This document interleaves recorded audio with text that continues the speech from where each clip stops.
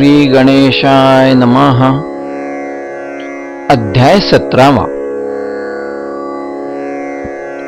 जय जयाजी महामंगला, जय जयाजी भक्तपाला, जय जयाजी तमाल नीला, पतित पावन नरहरे. हिरण्यकश्यपू महाक्रूर, सज्जनांचा शत्रू थोर. तयाचे तू फाडून उदर मरण त्याचे साधिले. प्रल्हाद रक्षणासाठी तू जन्मलास स्तंभापोटी. रूप अनुपम जगजेठी धारण ते करून. दात दाढा भयंकर, आयाळ रुळे मानेवर. नेत्र जेवी खदिरांगर, ब्रह्मांड जाळू पाहती. त्या भयंकर रूपाची भीती नसे भक्तासाची. पिले जेवी वाघिणीची, अंगावर खेळती तिच्या. तुम्हा पाहून देवराया, लक्ष्मी न धजे पुढे यावया. ऐशा स्थितीत लागला पाया, भक्त तुझा नरहर. तू भक्तवत्सल लक्ष्मीकांत, ऐसे सांगत आले संत. पुरविशी भक्त मनोरथ, नाही न त्यासी म्हणसी कदा. त्या आपुल्या ब्रिदासी, जाग आता ऋषिकेशी. दास गणू लागला पायासी, अभय असू दे पांडुरंगा. गजाननाचे परमभक्त, होते काही अकोल्यात. तयाचिया सदनाप्रत, हमेशा यावे समर्थांनी. चापळगावचे बापू कृष्ण, खटाऊ शेटाचे कुटुंबदान. गोंडूलालाचा नंदन, बच्चूलाल नाम ज्याचे. जिजीबाई पंडित, आणिकही होते बहुत. त्यांची नावे तुम्हाप्रत, किती सांगू विबुध हो. एके वेळी अकोल्यात आले गजानन स्वामी समर्थ. खटाऊच्या गिरणीत मुक्काम त्यांनी ठेविला. एक भक्त मलकापुरी, विष्णुसा नामे निर्धारी. त्याच्या वाटले अंतरी, समर्थ आणावे मलकापुरा. त्याने आमंत्रणाचा वशिला, भास्कराच्या द्वारे लाविला. हाच भास्कर होता झाला, समाधिस्थ अडगावी.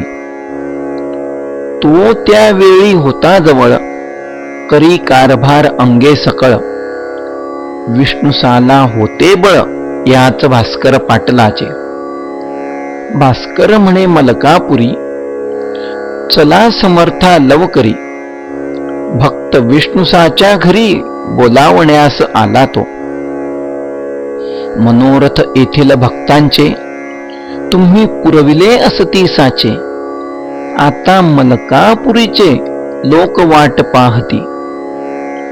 तै समर्थ म्हणाले भास्करा, सध्याच मी मलकापुरा. येत नाही जाण खरा, तू आग्रह करू नको. फार आग्रह करशील, तरी फजित पावशील. याचा विचार करी खोल, मी न बोललो काहीतरी. दोरीसी दिधल्या फार ताण, ती मध्येच तुटतसे जाण. मी न हलणार येथून, तू या फंदात पडू नको. भास्कर बोले त्यावरी, काही असो मलकापुरी.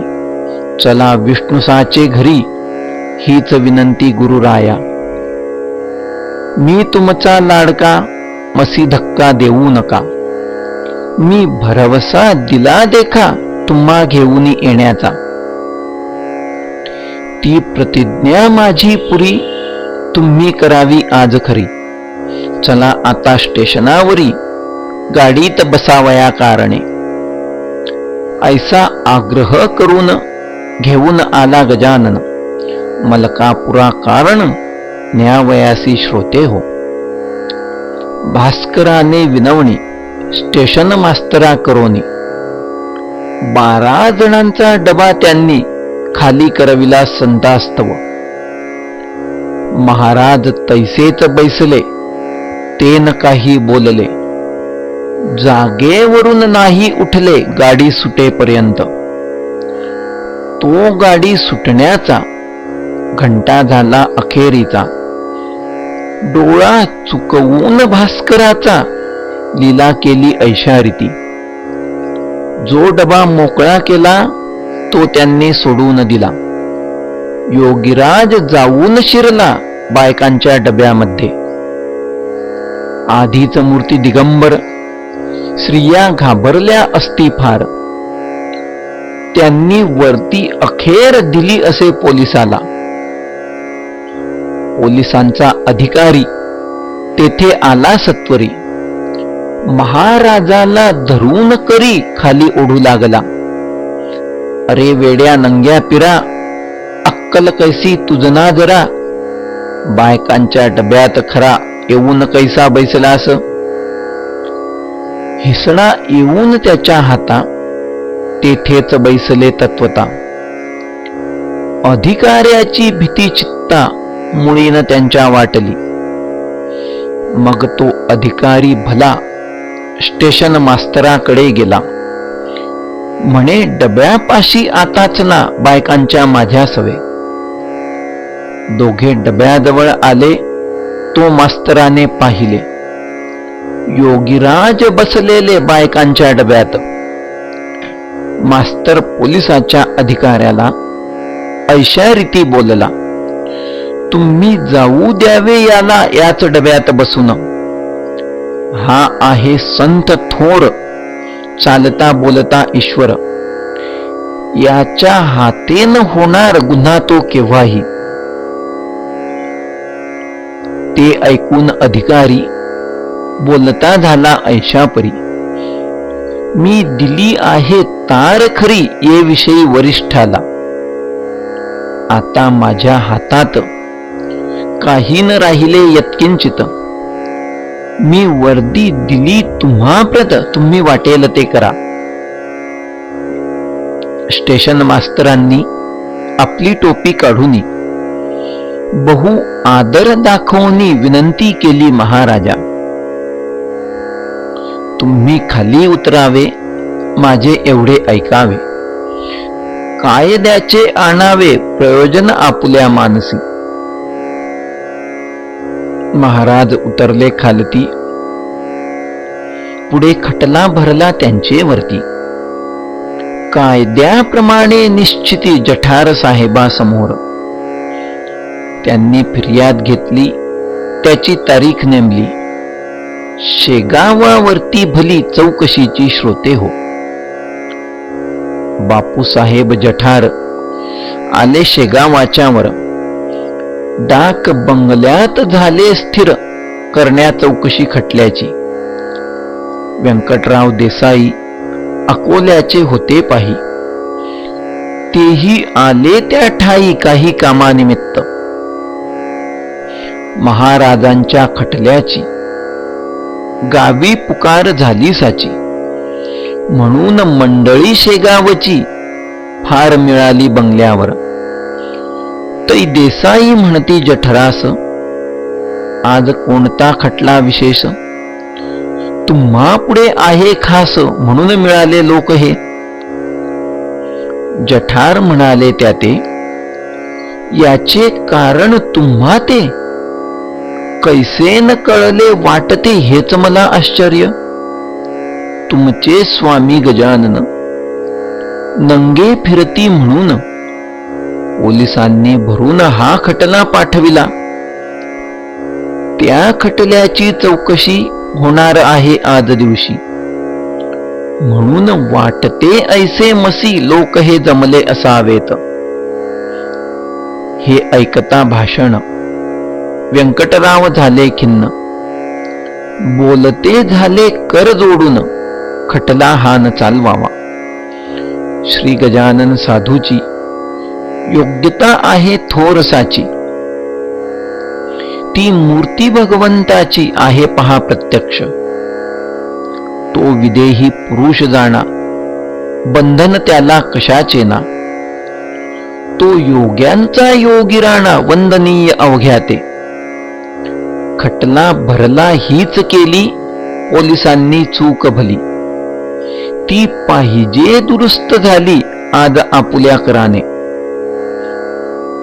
जठार म्हणती वकिलाला, तुम्ही जाणता कायद्याला, याचा पाहिजे होता केला विचार तो पोलिसांनी.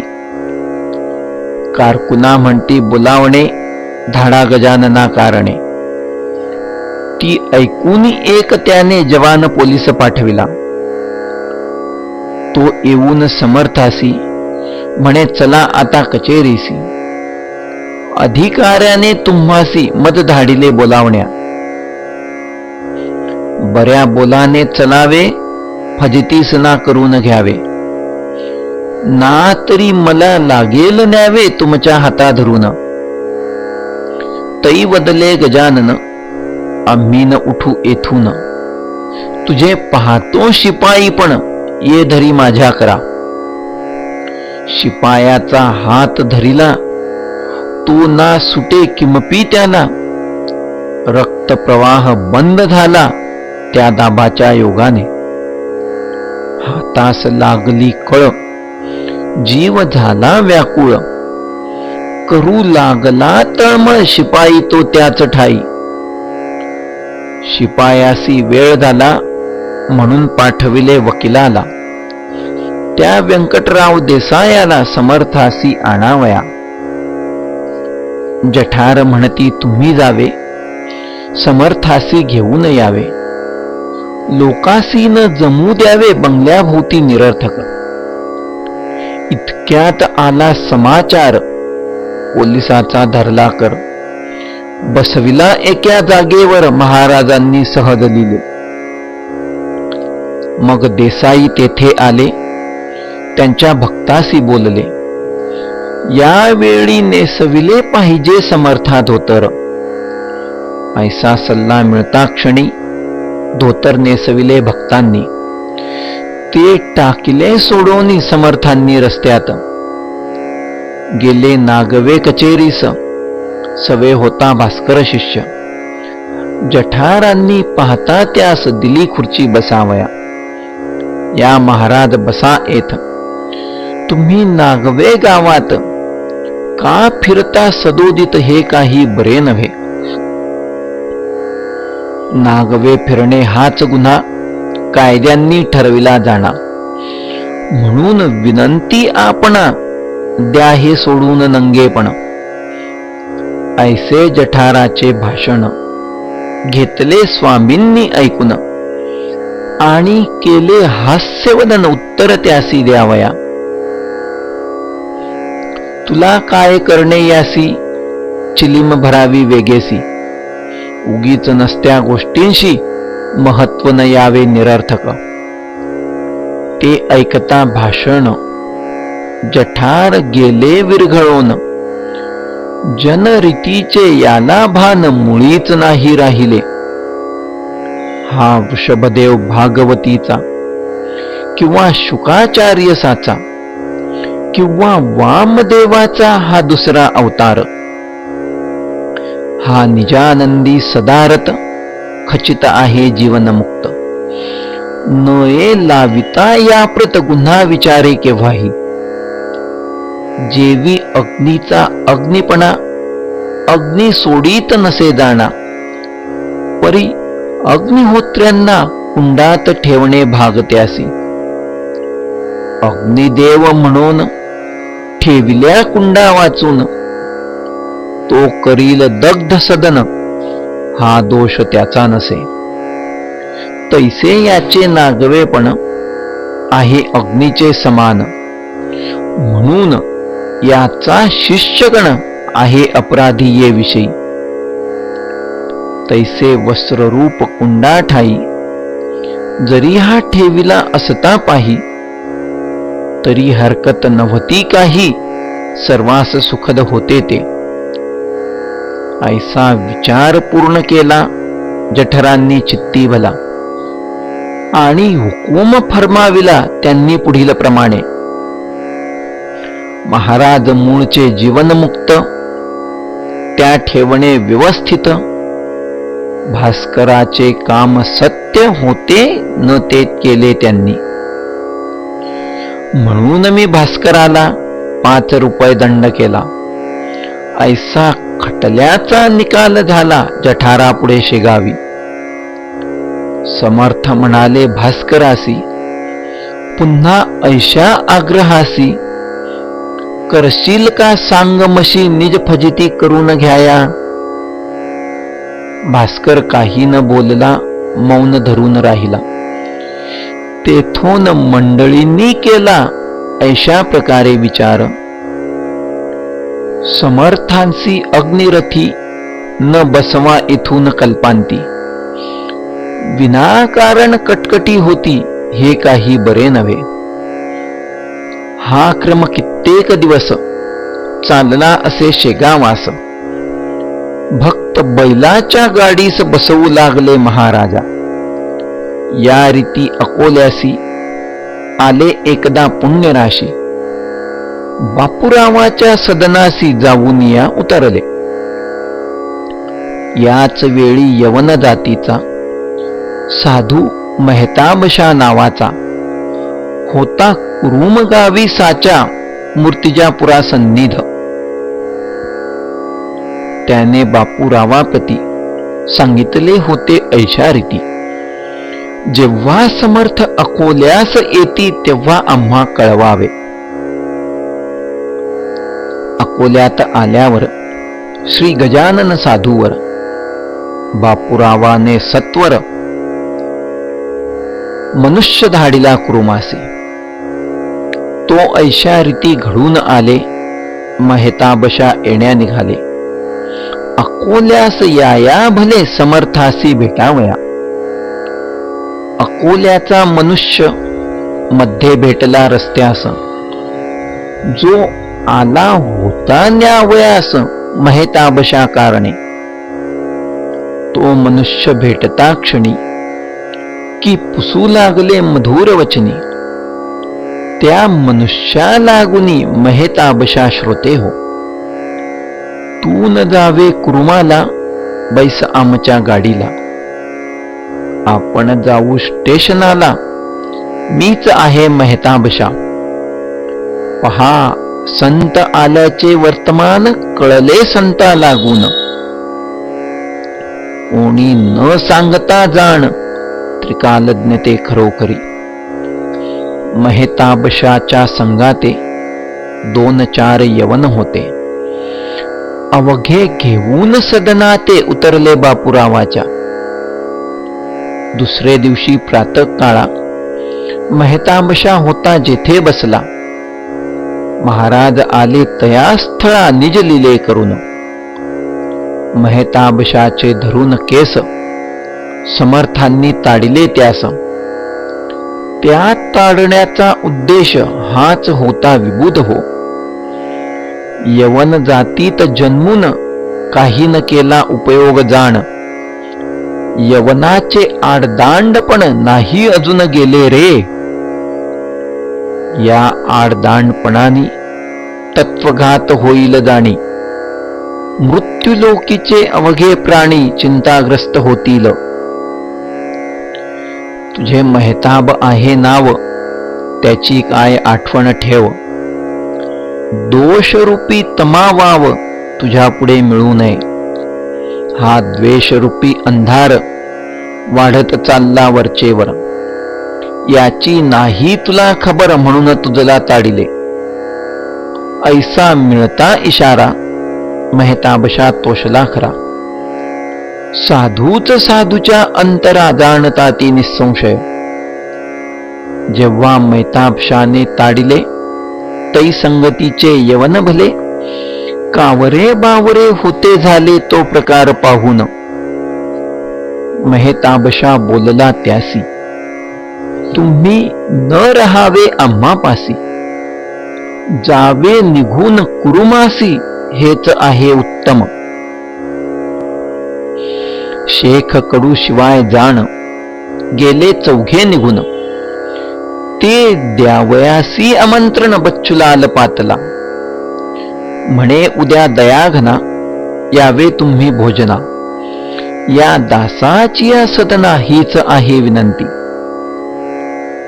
दुसरे दिवशी तांग्यात बसवणी समर्थाप्रत मोठ्या थाटांनी मिरवित निज सदना आणले. परिसमर्थ तांग्याखाली उतरले नाहीत मुळी. तेणे मंडळी चिंतावली म्हणे कान उतरती हे. तसाच तांगा नेला परत बापूरावाच्या सदनाप्रत. मंडळी पडली घोटाळ्यात समर्थे ऐसे का केले. काल आमंत्रण घेतले आज तांग्याखाली न उतरले. याचे कारण शोधिते झाले आपापल्या बुद्धीने. त्यात होता एक धूर्त, तो बोलला अवघ्याप्रत. मला समजले इंगित या गोष्टीचे ये वेळा. मेहताबशाला वगळले म्हणून महाराज नाही उतरले. भोजनाचे का न केले मेहताबशाला आमंत्रण. आता घेऊन दोघासी बसवून एका तांग्यासी. म्हणजे ते निश्चयसी उभयताही येतील. तेच वाक्य खरे झाले. दोघालाही मिरवित नेले. मेहताबशाला उतरविले मंदिराजवळील थिएटरात. श्रीरामाच्या मंदिरी गजाननाची उतरली स्वारी. परी तेही गेले अखेरी उठून या थिएटरात. अवघ्यांची झाली भोजने. मग मेहताबशा लोकांस म्हणे, मला तुम्ही तिकीट देणे पंजाबाचे काढून. तै शेख कडू बोलला त्या मेहताबशा फकीराला, तुम्ही कुरुमच्या मशिदीला टाकून कैसे जाता हो. ती मशीद बांधून पंजाबाशी जावे आपण. काम अर्धे टाकून जाणे उचित नसे तुम्हा. मेहताब शेख कडूशी बोलता झाला प्रेमेशी. आग्रह धरू नका मशी ए वेळी निरर्थक. गजाननाचा हुकूम झाला मजसी पंजाबात जाण्याला. आता या क्षणही एक स्थळा मी न राहू शके हो. समर्थाच्या कृपेवरून मशिदीचे काम पूर्ण होईल माझे हे वचन सत्य तुम्ही मानावे. धर्माविषयी द्वैत संता ठाई नसते सत्य. ते अवघ्या धर्माप्रत समसमान मानिती. खुळे देऊळ मशिदीची तुम्ही नका वाढवू साची. ती वाढता दोघांची आहे हानी होणार. सामान देऊळ मशिदीचे एकची आहे साचे. आकाराने भिन्नत्व त्याचे मानून भांडू नये हो. यवन तेवढा खुदाचा आणि हिंदू काय भूताचा. पोक्त विचार करा याचा मनुष्यपण टिकवावया. तरीच होईल कल्याण. हिंदू आणि मुसलमान हे एकाच देवापासून निर्माण सती जाहले. धर्म बापा ज्याचा त्यांनी प्रिय मानावा प्राणाहुनी. परी विधर्म्याच्या ठिकाणी अलोट प्रेम धरावे. हे न झाले जोवरी सौख्य लांब तोवरी. जा मशीद होईल पुरी गजाननाच्या कृपेने. मेहताबशा निघून गेले. पुन्हा इकडे परत आले. या गोष्टीचे पाहिजे केले मनन हिंदू यवनांनी. पहा मेहताबशाला जरी ताडिते झाले साक्षात्कारी. परिद्वेष नव्हता अंतरी प्रेम अलोट होते हो. शहालागी घेतल्या विना भोजनान गेला योगी राणा. हे मुद्दे मनी आणा या गोष्टीचे श्रोते हो. असो या बापूरावाची कांता एक होती साची. तिला भानामतीची बाधा होती विबुध हो. मळवट यावा घटकेत, घटके माझी कंठी तात, घटके माझी वस्त्राप्रत अग्नी तो लागावा. बिब्याच्या पाठीवर फुल्या याव्या अपरंपार, कधी दांडीवरील चीर जळून जावे अकस्मात. या भानामतीच्या त्रासांनी ती बापुरावाची कामिनी, क्षीण गेली होवोनी अन्न पाणी न रुचे तिला. भानामती काढण्याला बापुरावे जाण त्याला, आणले बाहून अकोल्याला परीन झाला उपयोग. खर्चही झाला अतोनात, गुण न आला किंचित. अखेर त्याने जोडिले हात श्री गजानन स्वामीला. महाराज, माझ्या कुटुंबाला भानामतीचा त्रास झाला, केले नाना उपायाला आता मात्र कंटाळलो. तुझी पाऊले माझ्या घरा, आज लागली गुरुवरा. तेथेच का आसरा भानामतीस मिळावा.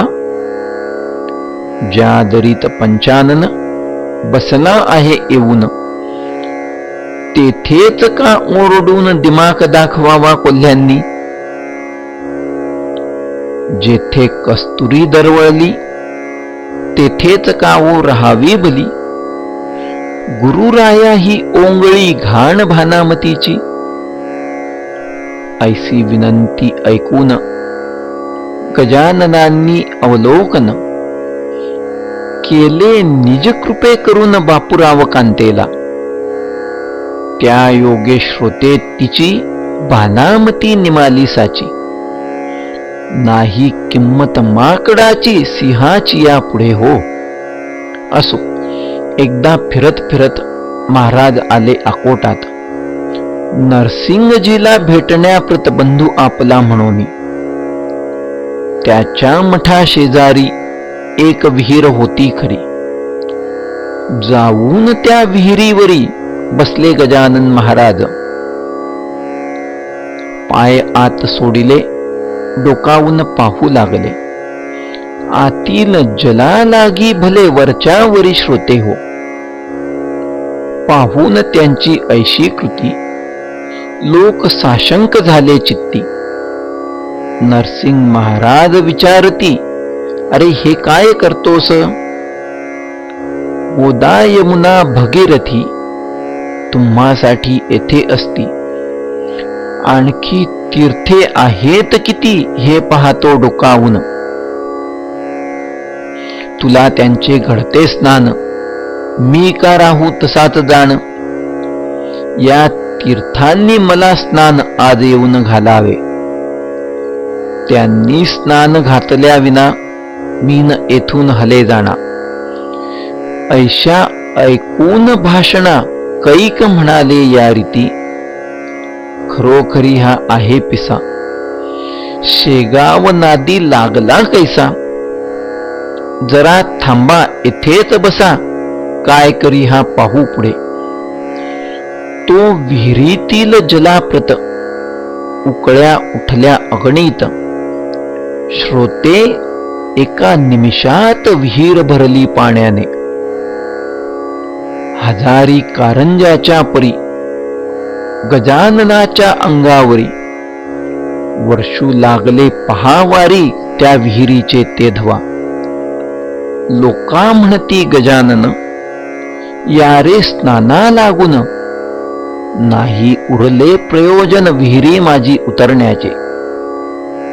गंगा यमुना गोदावरी वरती आली आहे खरी. स्नान साधाये अवसरी या पुण्य सरितेचे. भाविकांनी केले स्नान, निंदकांनी खाली मान घातली तो पाहून प्रकार त्या पाण्याचा. संत जे जे आणती मनी, ते ते पुरवी चक्रपाणी. त्यांच्या वाणी लागूनी असत्यता न दे परमात्मा. स्नान होता समर्थ उठले, पाणी पहिल्या परी झाले. विहिरीच्या त्या तळास गेले, उकळ्या बंद जाहल्या. नरसिंगजीस भेटून निघून गेले दयाघन. शेगावासी बैसून मनोवेगाच्या वारूवरी. स्वस्ति श्री दास गणू विरचित हा श्री गजानन विजय नामे ग्रंथ तारक होवो भवाब्दित भाविक भक्ता कारणे. शुभम भवतु श्री हरिहरार्पणमस्तु. इति श्री गजानन विजय ग्रंथस्य सप्तदशोऽध्याय समाप्तः. श्री गजाननाय नमः.